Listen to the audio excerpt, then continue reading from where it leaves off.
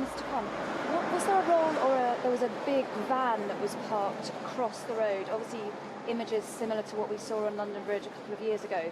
Do you know anything more about the role of that vehicle? Well, I've been kept updated all afternoon, but I think it's important for the Assistant Commissioner Neil Basu to answer specific questions about that and the investigation. It's really important that police have the time to carry investigations, and they will answer questions in due course. Mr. Khan, can I ask, from the video footage that's been circulated, it's clear that members of the public are involved very quickly, it would appear. What do you say? Can you expand on the people that clearly have gone above and beyond potentially Well, firstly, can I say, anybody who's got images of this afternoon either caught on their phone or other devices, please share that with the police. There is a website set up where you can share those images, and it's really important you do so. Also, I'd ask you to respect the identity of the armed officers, and please don't put in the public domain their identity. But also, what's remarkable about the images we've seen is the breathtaking heroism of members of the public who literally ran towards danger, not knowing what confronted them. We do know from the statement given by the Assistant Commissioner Neil Basu that there appears to have been a device on the suspect. Members of the public didn't realise at the time that was a hoax device, and they really are the best of us. Another example of the bravery and heroism of ordinary Londoners running towards danger, risking their own personal safety to try and save others. And I want to say thank you to them on behalf of all Londoners, but also because it shows the best of us. So can I ask you, you're here again outside Scotland Yard just a couple of years after this false hoax. How does that make you personally?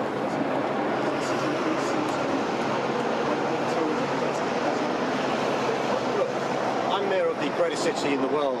One of our strengths is our diversity, but we do know there are people out there who hate our diversity, who hate what we stand for, and are trying to seek to divide us. What was amazing about today is we saw in the one individual, the suspect, the worst of humanity, but we also saw in the response from members of the public, but also our emergency services, the very best of humanity.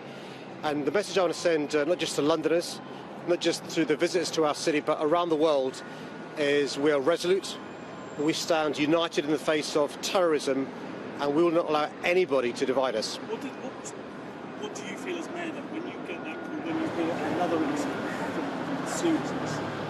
Look, I know, speaking to colleagues around the world, mayors of other great cities, that we're all targets for terrorists. The fact is, since the 4 terrorist incidents in 2017, because of the excellent work of the police and the security services, and because of the intelligence provided by members of the public, we've thwarted more than 20 attempts at terrorism on innocent citizens. And what's really important is that we all remain vigilant. If anybody sees anything suspicious, please report it to the police. Err on the side of caution. I'd rather people over-report to the police and the experts than under-report. But it's also really important we allow the police to carry out the investigations. And also I'd ask the members of the press to please respect the privacy of all those who have been injured today and their families as well. Sorry,